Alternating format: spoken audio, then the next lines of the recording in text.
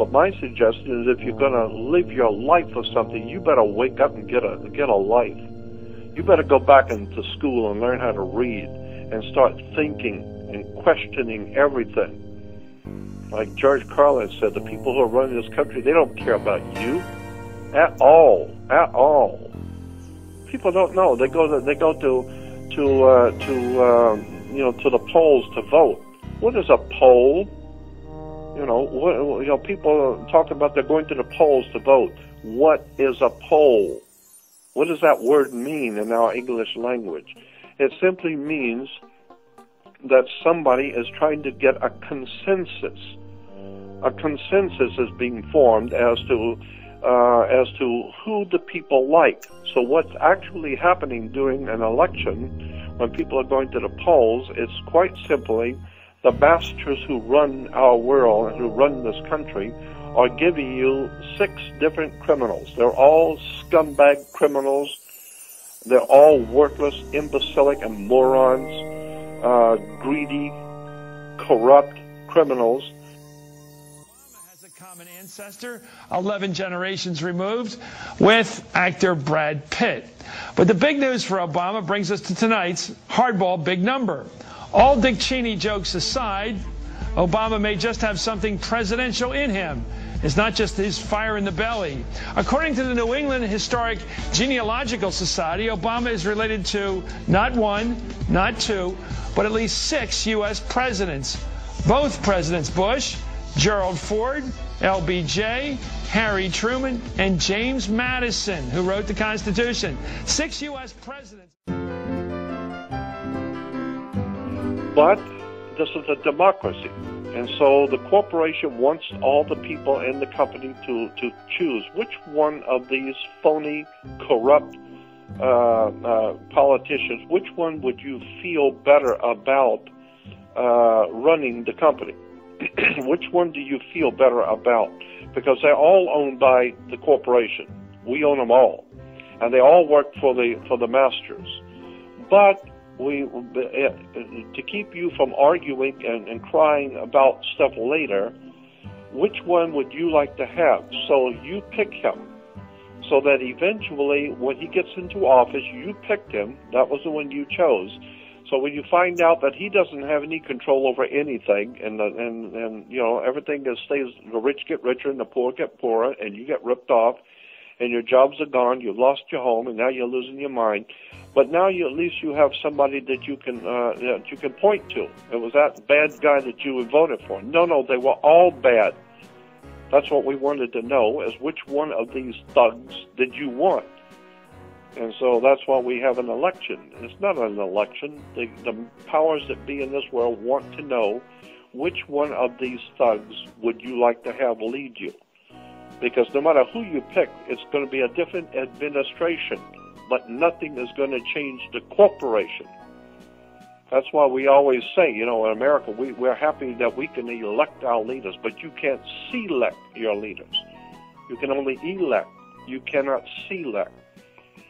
So all I'm saying is that it's about time. I think it's about time we start waking up and finding out the way this world really works, and who's really running it, and who prints the money, and why are the banks, the major banks, actually owned by insurance companies?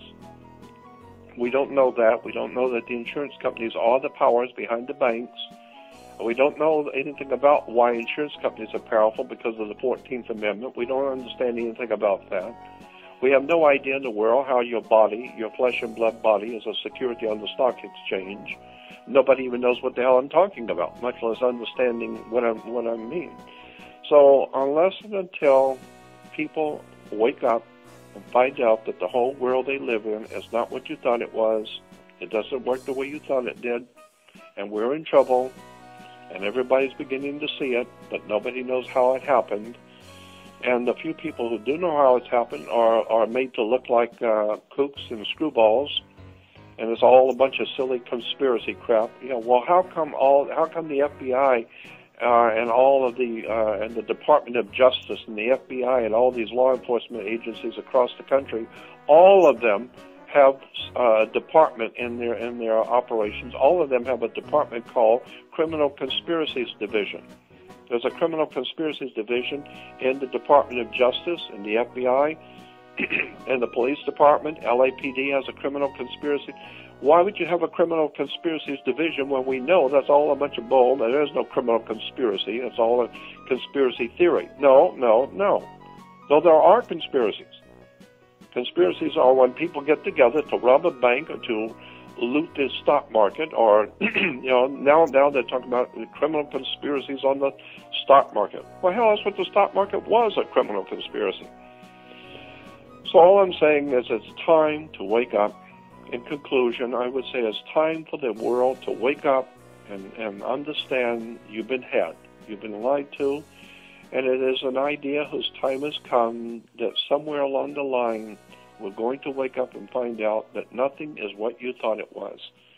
And I'm just trying, as 71 years old, I've been doing it for over 50 years, I'm just trying to awaken my fellow man, because it doesn't matter to me. I don't have anything to lose anymore. I've lost it all. I lost my wife, I lost my family, I lost my home, I lost everything I owned. I lost it all. But on the other hand, the universe did give me what I wanted. I wanted to know, and now I know. I understand how it works, I know who's doing it, and I know where it's going. But unfortunately, I'm living in a country where most people have no idea in the world what's going on. And I'm very sorry that that's what's happening, but unfortunately, that's the world we live in. But if you're interested in my work, as I said, go to my website. And if you go to my website, jordanmaxwell.com, go all through it. You'd be surprised how many people have gone to my website and haven't seen anything. They don't go to this, they don't go to that, they don't go that. I ask people, have you seen my links? No, they didn't go to links. Anybody hearing me, go on my website and email me. I'll try to make myself available. I'll put my name, my address, my phone number, my blood type. I put it all out there for anybody. So I'm not trying to hide from anybody. I'm not like big shot executives that nobody can get to. I put my name, address, and phone number on my website. Give me a call. If you're in the area, I'll go out for coffee with you. I don't care. I'm just an ordinary man trying to help my fellow man, and that's what I do. That's who I am. You mentioned that you were hired as a contractor to oversee the setup of the elections, to educate the polling workers, correct? More so voter education, and my assignments as election day arrived, I was converted, so to speak, into a technician. Okay. Now, you worked in Maryland and Georgia in 2002, 2004, correct? That is correct. Okay. You're well aware, of course, of the debacle with the recent primary in Maryland. Yes. But you've mentioned that's nothing compared to some of the things that you've seen in prior elections. Can you tell us a little bit about that? Well, most notably, in the year 2004, in the primary and general elections, we had several disasters that took place in Baltimore County. When I say disasters, that means that cards were erased. This memory card that is so precious because it contains the votes, they were erased, and we had difficult times recovering them. I can say that in the 2004 presidential, there were nearly 200 cards erased in Baltimore County through a malfunction in the machine.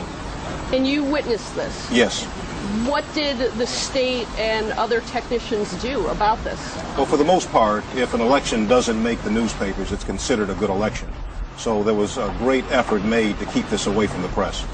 Now, the problems with the machines, and you know about the hacking, are some of the fixes with the issues in 2004 with the touchscreen machines?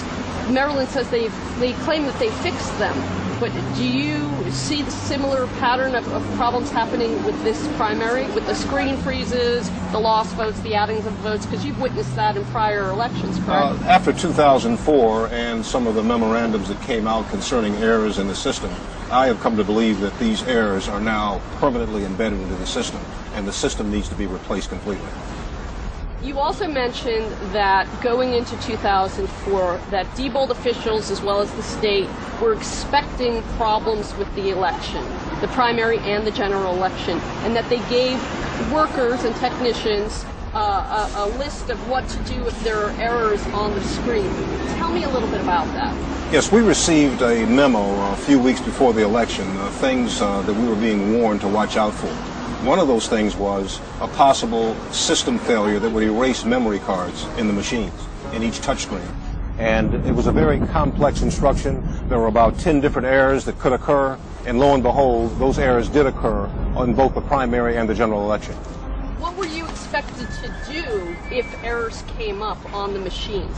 Well, there's a process by which if a memory card is erased, you can restore the votes from the chip memory inside the touchscreen. But there are also scenarios where you cannot restore the memory. It simply will not react to the restore instructions you may provide. So therefore, you're left with a blank card. People hires people, weeks before the election to help with the polls. These are not trained technicians, correct? Yes, they're basically hourly workers. They're hired off some of the internet employment sites, and they're given 1 or 2 day jobs. And yes, they're not trained properly. What happens on election day is really that the corporation takes over the election and handles all the field work. And in this case, it would be Diebold Elections, hiring their own personnel to carry out Maryland's election. When you say that you were Diebold personnel, what did you do?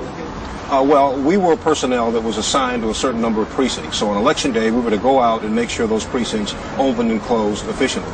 So there were a number of tasks that we do. Some of them are really jobs for state personnel to do, but we were given the authority to do.